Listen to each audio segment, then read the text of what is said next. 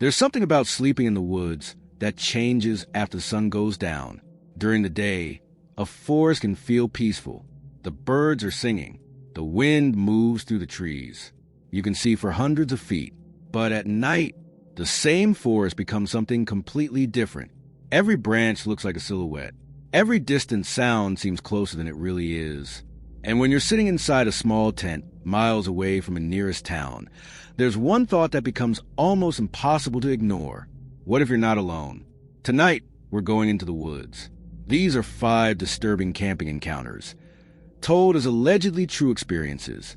Some come from people who claim to have experienced them firsthand, while others come from accounts whose details cannot be independently verified. And that distinction matters, because online horror communities often present fictional stories as if they were real. For example, Reddit's No Sleep community is specifically built around believable horror fiction written and discussed as though it were real. So tonight, we're not going to pretend we can prove every detail. Instead, we're going to focus on the stories themselves, the strange encounters, the unexplained moments, and the terrifying possibility that sometimes the most dangerous thing in the wilderness isn't something supernatural at all. Sometimes it's another human being. The first story happened during what was supposed to be a simple weekend camping trip. A man in his late 20s had decided to spend 2 nights alone in a remote area of the Appalachian region. He wasn't completely inexperienced. He had camped before. He knew how to start a fire. He knew how to set up a tent. And most importantly, he understood that being alone in the wilderness meant being responsible for himself. The campsite he chose was far from the main campground. There were no nearby RVs, no families, no loud groups of tourists, just trees, dirt, rocks, and miles of darkness. He arrived shortly before sunset. By the time his tent was up, the sky had turned orange between the trees. He cooked dinner, cleaned up, and sat beside the fire for a while. Nothing seemed unusual. Around 10:30 p.m., he put out the fire and crawled into his tent. He fell asleep quickly, or at least he thought he did. Sometime after midnight, he woke up. At first, he didn't know why. Then he heard it. Crunch. A footstep. He lay completely still. A few seconds passed. Crunch. Another footstep. This time, it sounded closer. He immediately assumed it was an animal. A deer, maybe. Possibly a raccoon. He reached for his flashlight, but before he could turn it on, he heard something that made him stop. A man's voice, very quietly, from somewhere outside the tent. "Hello?" He didn't answer. The voice came again. "Hey, are you awake?" His heart started racing. He had no idea who this person was. And there was something about the voice that bothered him. It wasn't loud. It wasn't aggressive. It sounded almost casual, like someone standing outside a friend's house. He slowly grabbed his phone. There was no signal. He checked the time. 12:47 a.m. Then the footsteps started moving around the tent. One side, then the back, then the other side. Slowly, deliberately, the man inside the tent realized something. Whoever was outside wasn't trying to find the campsite. They had already found it. They were walking around his tent. He considered shouting at the person. Instead, he stayed silent. The footsteps stopped. For almost 30 seconds, there was nothing. Then, a shadow appeared across the fabric of the tent. Someone was standing directly outside. The man could see the outline of a head and shoulders. He held his breath. The figure didn't move. Then the voice whispered, "I know you're in there." The camper later said that those 6 words were the moment the entire trip changed, because now there was no possibility that this was an innocent hiker who had wandered into the campsite. The stranger knew someone was inside. The man reached for his pocket knife, but then he heard something else. Footsteps, not 1 set, 2. The shadow disappeared. A few seconds later, he heard movement farther away, then silence. He waited. 5 minutes. 10. Nothing. Eventually, he heard a vehicle starting somewhere in the distance. He didn't sleep again. At first light, he packed everything. He didn't bother making breakfast. He simply walked back toward his car. When he reached the trailhead, he noticed something that made his stomach drop. His vehicle was exactly where he'd left it. but someone had placed a small stone on the hood. Just one stone. There was no note, no obvious explanation. He drove away. He never returned to that campsite. And perhaps the most disturbing part of the story is that there was never any proof of exactly who had been outside his tent. Was it another camper? A local? Someone who had been watching him? Or was the stone simply a coincidence? We'll probably never know. But there's an important lesson hidden inside the story. The wilderness doesn't automatically mean safety. In fact, the National Park Service specifically advises hikers to avoid traveling after dark because darkness increases the risk of falls and wildlife encounters. And when you're alone, you have no idea who else might be out there. The second story involves three friends. They had been planning the trip for months. They wanted somewhere isolated, somewhere without cell service, somewhere they could spend an entire weekend without seeing another person. They found what seemed like the perfect location, a small clearing surrounded by dense forest. There was an old fire ring, a flat area for tents, and a narrow trail leading down toward a creek. The first evening was perfect. They cooked dinner. They drank coffee around the fire. They joked about how strange it felt not hearing traffic. Then, around midnight, they noticed something, a light deep inside the forest. At first, they assumed it was a flashlight. When the friends stood up, there's another campsite over there. They looked carefully. The light moved between the trees, then disappeared. A few seconds later, it appeared again, much closer. They watched it for several minutes. The light wasn't moving like someone walking normally. It would appear, disappear, then suddenly appear 20 or 30 feet away. One friend suggested it was someone with a headlamp. Another thought it might be a vehicle. Eventually, they decided to ignore it. They went to bed. Around 2 a.m., one of them woke up. He heard something outside. Not footsteps. A voice.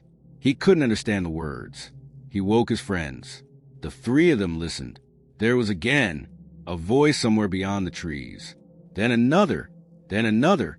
They realized something strange. The voices sounded like people having a conversation, but they couldn't make out a single word. One of the men grabbed a flashlight and stepped outside. His friends immediately told him not to, but he wanted to know who was out there. He walked toward the edge of the clearing. The voices stopped. Everything became silent. He shined his flashlight between the trees. Nothing. Then he saw the fire. Not their fire. A second fire, about 50 yards away. There was a small clearing they hadn't noticed earlier, and someone was sitting beside it. The person appeared to be facing away from them.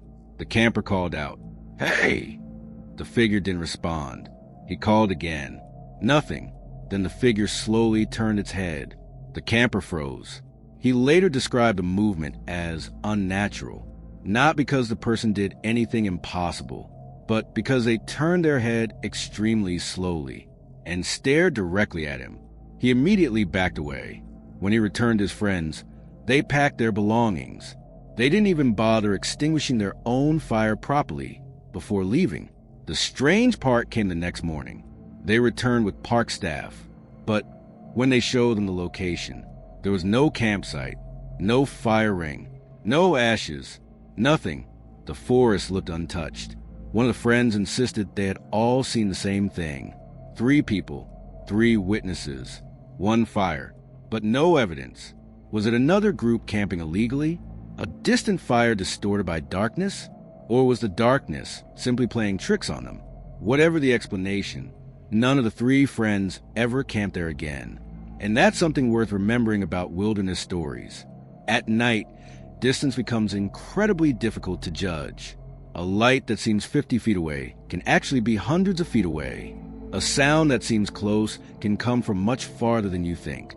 That's one reason experienced hikers emphasize carrying reliable lighting and reaching campsites before darkness whenever possible. Because sometimes the forest isn't changing. Your perception is. This story begins with solo camper who had always preferred being alone. He loved the silence, the independence, the feeling of waking up surrounded by trees instead of buildings. One weekend, he decided to hike several miles into a remote area and spend the night beside a small lake. He arrived late in the afternoon. There was no one around. He set up camp, cooked dinner, and watched the sun disappear behind the mountains. After dark, the forest became almost completely silent. He crawled into his tent and eventually fell asleep. Then something woke him, a scraping sound. He listened. Nothing. He closed his eyes. Then he heard it again. Scrape. It sounded like something dragging a branch across the ground. He sat up. A few seconds later, scrape. Closer. He reached for his flashlight, then stopped, because something was moving outside. He could hear footsteps, slow footsteps. The creature or person was moving around the tent. He stayed completely still. The footsteps passed behind him, then stopped. Silence. He waited. Suddenly, something touched the side of the tent, a light pressure against the fabric. He jumped backward. Whatever was outside moved away. He grabbed his phone. No signal. He checked the time. 3:16 a.m. Then the footsteps began again. One complete circle around the tent. Then another and another. He realized the movement was strangely consistent. The person or animal was walking around the tent in almost the exact same path.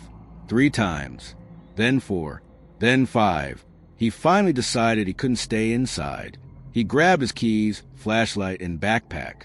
His car was several miles away, but he figured walking through the forest in the dark was safer than staying in the tent. Then something happened. The footsteps stopped. Completely. He waited. Nothing. He slowly unzipped the tent. The moment he opened it, a rock hit the ground beside him. He slammed the zipper shut. Another rock hit the tent. Then another. Now he knew this wasn't an animal. Someone was outside. He shouted, "Who are you?" No answer. He shouted again. Still nothing. Then a voice came from somewhere behind the tent.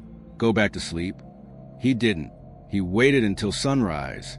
When the light finally appeared, he packed everything and left. But before leaving, he walked around the campsite. He found footprints, human footprints, and they weren't just around the tent. They went toward the lake, then back toward the tent, then toward the trail. Whoever had been outside had apparently been watching him for hours. The camper reported the incident, but he never learned who the person was. And that uncertainty stayed with him, because an animal attack is terrifying. But an animal doesn't usually wait outside your tent, walk circles around you, and tell you to go back to sleep. That is what makes wilderness encounters with strangers so disturbing. You don't know what they want. You don't know how long they've been watching. And you don't know whether leaving your tent will make things better or worse. The fourth story is different, because this time, the campers weren't alone. A group of 4 friends had gone into the mountains for a weekend. They had 2 tents, one large tent for 3 people, and a smaller one for 4th. Everything was normal during the first evening. They cooked, told stories, took pictures, then went to sleep. At around 1 a.m., when the friends woke up, he heard someone outside.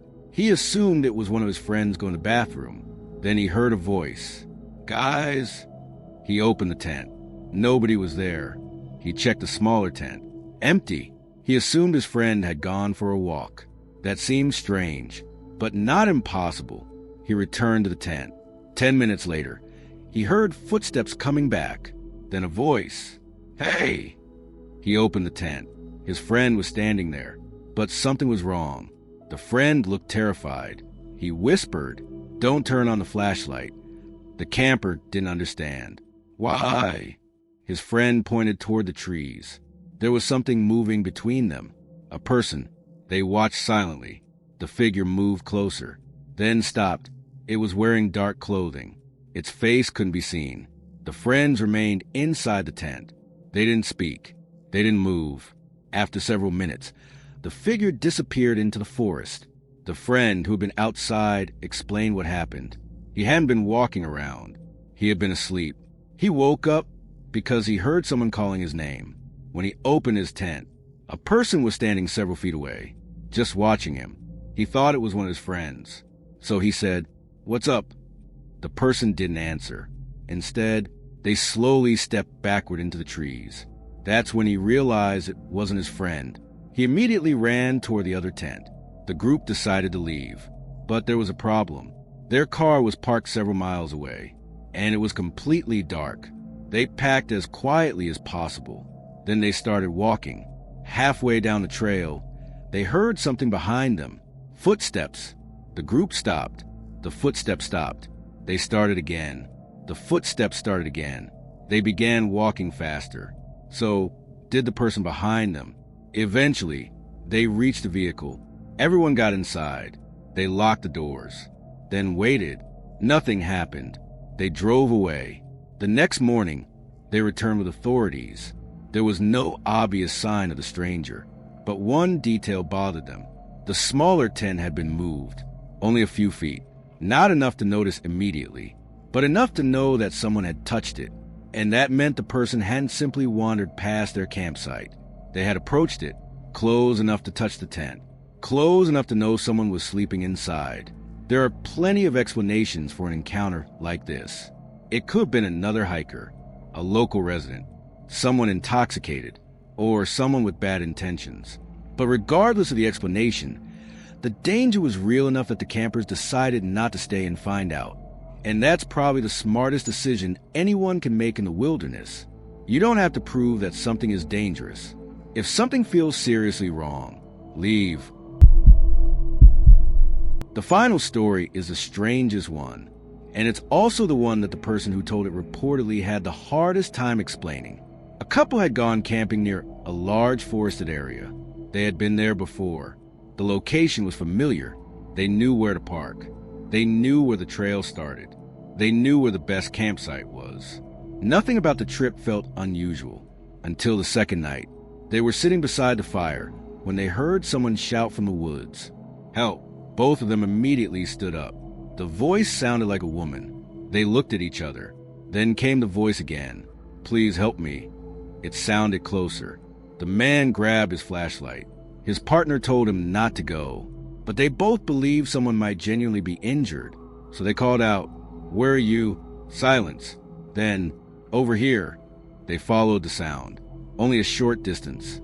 Then it stopped. They called again. Nothing. The man shined his flashlight around. No person. No injured hiker. No campsite. Nothing. They returned to their fire. A few minutes later, the voice came again. This time from the opposite direction. "Help me?" The couple froze. They realized something. The voice had somehow moved behind them. They didn't investigate again. They went into their tent, locked the doors of their vehicle, and waited. Around 2 a.m., they heard footsteps outside. Slow, heavy, then silence. Then the sound of something walking around the campsite. The woman whispered, "Don't answer." They stayed quiet. After several minutes, the footsteps stopped. Then came the voice. But this time, it wasn't saying help. It said the man's name. He had never told anyone nearby his name. The voice said it again, quietly, then again, and again. The couple stayed silent until sunrise. When they finally came outside, they found footprints near the campsite. Human footprints. They followed them for a short distance, then stopped. There was no obvious destination, no vehicle, no second campsite, nothing. The couple left immediately. Later, they tried to find a rational explanation. Maybe another camper had heard their conversation earlier. Maybe someone had been close enough to hear their names. Maybe the voice had been distorted by the terrain. Sound can travel strangely through forests, and in the darkness, the human brain naturally tries to make sense of incomplete information. But one detail remained difficult for them to explain. They said they had heard the voice from completely different directions, and on the final occasion, it had used his name. Was someone following them? Was someone hiding nearby? Or was there another explanation? They never found out. And perhaps that's why the story is so disturbing. Because the scariest stories don't always end with a monster. Sometimes they end with a question. Camping is supposed to be an escape from traffic, from phones, from crowded cities, from the constant noise of everyday life. And most camping trips are exactly that.